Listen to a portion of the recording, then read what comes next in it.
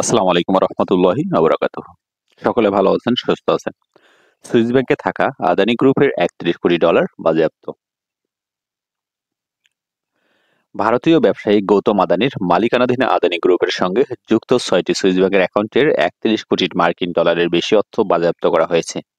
অর্থ পাচারের অভিযোগের তদন্ত অংশ হিসেবে এই পদক্ষেপ নিয়েছে সুইজারল্যান্ড সরকার। নিউ ইয়র্ক ভিত্তিক আর্থিক গবেষণা প্রতিষ্ঠান হেইডেনবার্গ রিসার্চ বৃহস্পতিবার রাতে সুইস সংবাদ মাধ্যমের বরাতে এসব তথ্য নিশ্চিত করেছেন। খবর ইন্ডিয়ান এক্সপ্রেসের। ভারতীয় গণমাধ্যমের খবর অনুযায়ী ২০২১ সালে বেআইনিভাবে শেয়ার ও অর্থ লেনদেন সংক্রান্ত এক তদন্তের প্রেক্ষিতে এই পদক্ষেপ নিয়েছে সুইস ব্যাংক।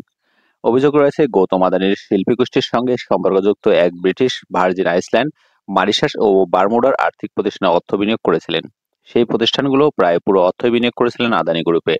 সেই ব্যক্তির অ্যাকাউন্টই বাজেয়াপ্ত করা হয়েছে। তবে আদানি গ্রুপ এসব অভিযোগ অস্বীকার করেছে এবং তাদের দাবিকে অযৌক্তিক বলে অভিহিত করেছে। শুক্রবার এক বিবৃতিতে আদানি গ্রুপের মুখপাত্র বলেছেন, আমরা দ্ব্যর্থহীনভাবে উপস্থাপিত ভিত্তিহীন অভিযোগ ও প্রত্যাখ্যান অঙ্গীকার করছি। আদানি গ্রুপের কোনো সুইস আদালতের কার্যক্রম কোনো সম্পৃক্ততা নেই। আমাদের কোনো কোম্পানির অ্যাকাউন্ট নেই, কর্তৃপক্ষের দ্বারা জব্দ করা হয়নি। বিবৃতিতে আরো বলা হয়েছে, আমাদের একথা বলতে কোনো দ্বিধা নেই যে আমাদের গ্রুপের খ্যাতি ও বাজার মূল্যে অপরিবর্তনীয় ক্ষতি সাধনের জন্য এটি আরেকটি সাজানো এবং জঘন্য প্রচেষ্টা। এর আগে ২০২৩ সালের জানুয়ারিতে হিন্ডেনবার্গ রিসার্চ আদানি এন্টারপ্রাইজের পরিকল্পিত শেয়ার বিক্রির আগে তাদের নিয়ে তীব্র সমালোচনামূলক প্রতিবেদন প্রকাশ করে। এর ফলে গ্রুপের শেয়ারের মূল্য $৮৬ বিলিয়ন কমে যায়। একই সঙ্গে বিশ্বের শীর্ষ ধনীদের তালিকায় দ্বিতীয় স্থান থেকে ৩৬ নম্বরে নেমে আসেন গৌতম আদানি।